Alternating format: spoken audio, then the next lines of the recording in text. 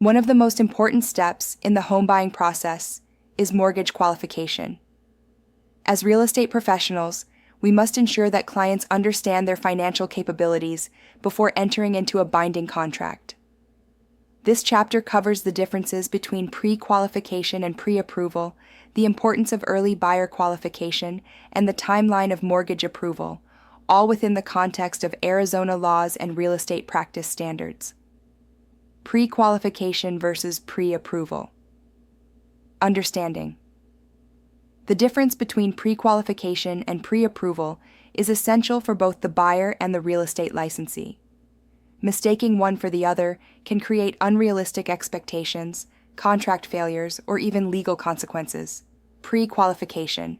Pre-qualification is the first, informal step in mortgage readiness. The buyer provides self-reported financial information, like estimated income, debts, and credit score. Based on this unverified data, the lender gives an estimated loan amount. No credit report is pulled. No income or asset documentation is collected. It's a useful starting point, but not reliable enough to support an offer. Example: a buyer tells a lender they make $80,000 a year and have $400 a month in debt. Based on this, the lender issues a pre-qualification letter estimating a loan approval for $350,000. However, the buyer's actual tax return later reveals a much lower adjusted income due to high deductions, resulting in a loan denial after contract acceptance. Why this matters legally. According to AAC R428-1101A, it is unlawful for agents to misrepresent a buyer's qualification status. If you present a pre-qualification letter to the listing agent as if it were pre-approval, you could be violating this regulation by misleading the seller. Pre-approval. Pre-approval is a stronger, verified indication of a buyer's financial ability. The buyer submits documentation, and the lender runs a hard credit check and reviews the file. Documents such as W-2s, pay stubs, bank statements, and tax returns are reviewed. A real underwriter reviews the file before issuing the letter. Pre-approval signals serious intent and financial stability to the seller. Example: a buyer gets pre-approved after submitting 2 years of tax returns, a credit score of 710, and recent pay stubs. The lender issues a letter stating they are pre-approved for a $400,000 FHA loan with 3.5% down.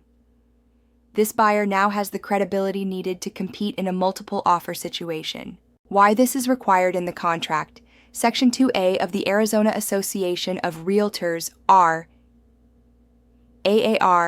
Residential Resale Purchase Contract, requires the buyer to submit a Loan Status Update, LSU, or pre-approval within 5 days of contract acceptance. If the buyer fails to do so, the seller may cancel. Why buyer qualification must come first. Shopping for homes before understanding one's purchasing power can cause frustration and lost deals.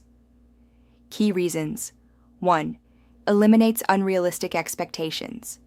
Example: a buyer who thinks they can afford $600,000 based on online calculators is disqualified for a $450,000 loan due to student debt and high car payments. They've now fallen in love with homes outside their budget. 2. Strengthens negotiating power. Sellers are more likely to accept an offer from a buyer with a pre-approval than one with only verbal interest or pre-qualification. 3.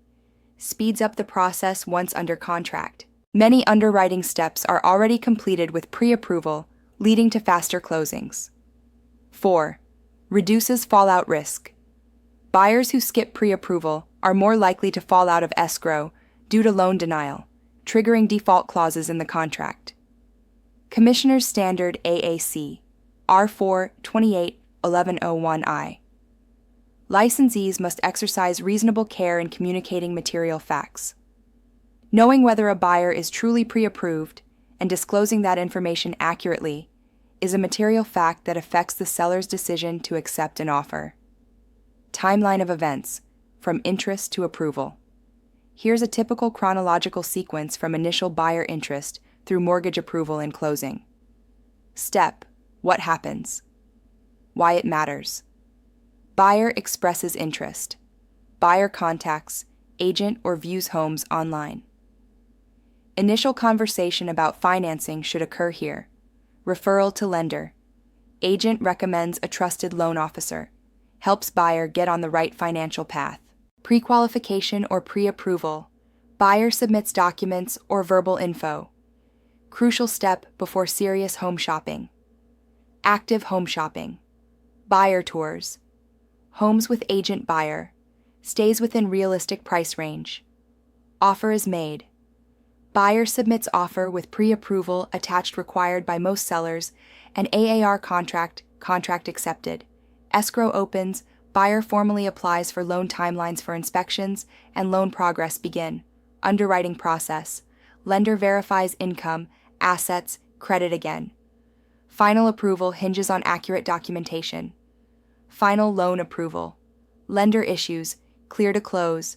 Buyer prepares to sign documents. Closing final documents signed, funds transferred. Ownership is transferred officially. AAR contract reference. Section 2B, loan application. Buyers are obligated to diligently apply for financing and proceed in good faith. Failure to do so may result in breach of contract, and agents must ensure their buyers understand these duties before submitting an offer. Real-world scenario. The importance of early qualification. Scenario.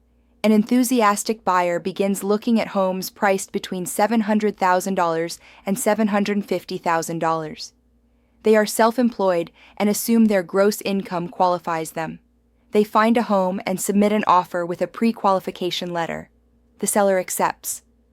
During underwriting, it's discovered that after business expenses, their taxable income only qualifies them for a $550,000 mortgage. The deal falls apart. Agent consequences. The buyer is devastated and blames the process.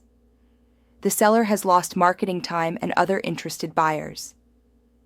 The agent may face a violation of R4 28-1101A and I for failing to communicate material facts and misrepresenting financial readiness. How to prevent. Encourage pre-approval before showings.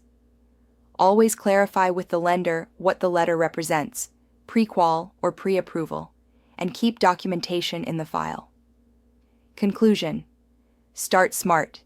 Stay compliant. Understanding the mortgage qualification process protects your clients, builds your credibility, and ensures compliance with Arizona law. As a licensee, educate your clients about pre-qualification versus pre-approval. Encourage pre-approval before submitting offers.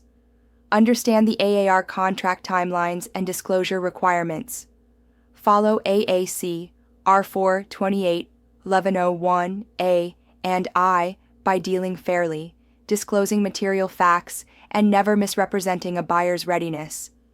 By mastering this part of the process, you'll help create smooth, ethical, and successful transactions, while upholding your duties under Arizona's real estate laws and standards.